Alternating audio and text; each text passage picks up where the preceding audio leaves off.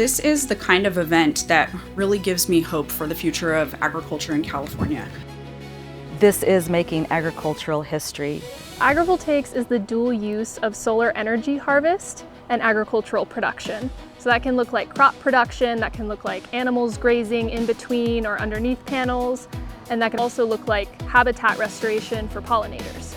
Especially in Southern California, if there's a farmer that has been dealing with the cost of water, with agrivoltaics, it can create shade, mitigating the heat stress, and therefore does so many great things for the soil. Most of the studies that we've seen, between 20 and 30% water reductions under the panels, account for a really high cost reduction for farmers out here. In addition to that, the water needs to be pumped up. In order for the water to be pumped up, you need electricity, you need some kind of energy. It wasn't so much the cost of the water for the agricultural wells, but it was the cost of electricity.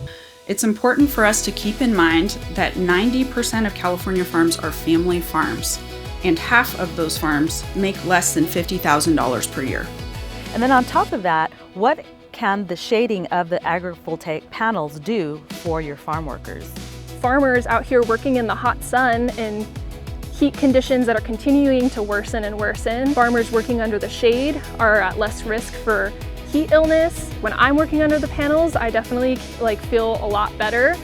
So that's what's important about agrivoltaics, is that it's not working against the sun, it's working with the sun. Projects like this prove the workability of the concept and give us concrete paths for further improvement and implementation of that concept, demonstrating that in the real world, real farms can benefit from this.